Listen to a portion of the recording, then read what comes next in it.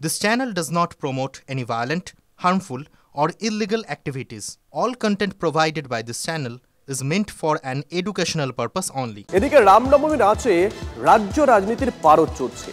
BJP নেতাদের চড়া সুর, শাসক নেতাদের পাল্টা হুঁশিয়ারি চলছেই। উত্তপ্ত এই আবহেই মোথাবাড়ির অশান্তি। রবিবার সেখানে যেতে গিয়ে পুলিশের বাধা পেলেন সুকান্ত মজুমদার। রামনবমীর চ্যালেঞ্জ সঙ্গে 11 এপ্রিল জেলা শাসকের অফিস ঘেরার ডাক দিয়েছেন। প্রশাসনের সঙ্গে সংঘাতের সুর সপ্তমে তুলে দিয়েছে রাজ্য BJP. UEM Jaipur is a perfect target for prospective students aspiring for good jobs, good education with future-ready skills. যেভাবে তৃণমূল কংগ্রেসের দলদাসের মতো আচরণ করছে, আমার যা মনে হচ্ছে আগামী দিনে জনগণ এই পুলিশকে আগা পাস্তা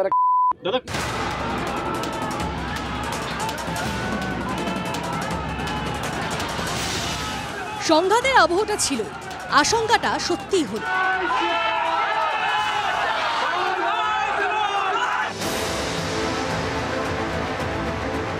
বিজেপির মোথাবাড়ি অভিযান ঘিরে ধুন্ধুমার। গোষ্ঠী সংঘর্ষে গত কয়েকদিন ধরেই অশান্ত মোথাবাড়ি। আক্রান্তদের পাশে থাকার বার্তা দিয়ে রবিবার পরিস্থিতি দেখতে যাচ্ছিলেন রাজ্য বিজেপি সভাপতি।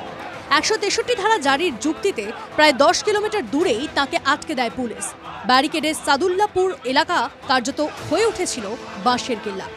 বিজেপি নেতাকর্মীরা লোহার ব্যারিকেড ভেঙে ফেললেও পুলিশের তৈরি বাঁশের ব্যারিকেডে আটকে যান। এরপর সেখানে অবস্থানে বসে পড়েন সুকান্ত মজুমদার, খগেন মুর্মুরা। স্টেট হাইওয়ে খুঁড়ে বাঁশের কেল্লা তৈরি করেছে।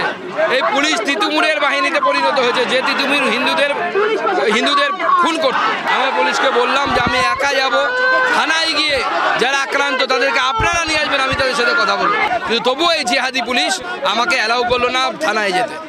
সাঁইতিয়াতেও করেছিল, তো 163 আছে, ওই অজুহাতেই করেছেন। কিন্তু বিজেপির সর্বস্তরের সাংসদ, বিধায়ক, নেতারা আমরা হিন্দুদের কাছে দায়বদ্ধ। ব্যারিকেডে বাধা।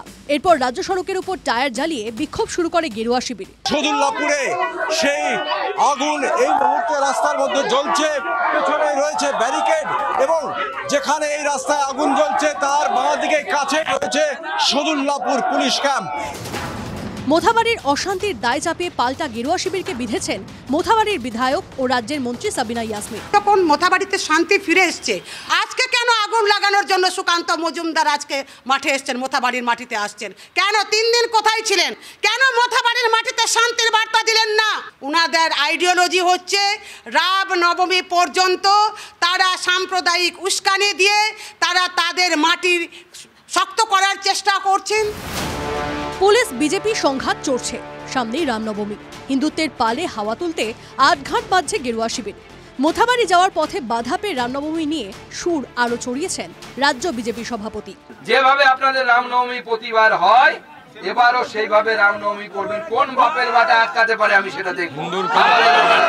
আগামী 11 তারিখ মালদা ডিএম অফিস ঘেরাও অভিযান বিজেপি করবে। হাজার হাজার হিন্দু বিজেপি কার্যকর্তা সেদিন ডিএম অফিসের ঘেরাও করবে। কেউ যদি উস্কানি দিতে যায় বলে প্রশাসন মনে করে, আটকে দিয়েছে, ঠিক করেছে। কোনো প্রতিনিধি দল উত্তরপ্রদেশ বা আসামে যাচ্ছিল, তখন যখন বাধা দেওয়া হচ্ছিল তখন মনে ছিল না। বিভাজনের রাজনীতি, বিজেপিরও তাতে আগ্রহ আছে, তৃণমূলেরও তাতে আগ্রহ আছে। তৃণমূলের নেতারা সেখানে থাকবেন, কিন্তু বিজেপির নেতারা সেখানে আসতে পারবেন না। বিভাজনের রাজনীতি। একদিকে মোথাবাড়ির অশান্তির আঁচ, অন্যদিকে রামনবমী ঘিরে উত্তাপ। হুঁশিয়ারির পাল্টা চ্যালেঞ্জ। রাজনীতির গনগনে আঁচে ফুটছে মালদা। মালদা থেকে শুভতোষ ভট্টাচার্যের রিপোর্ট, TV9 বাংলা।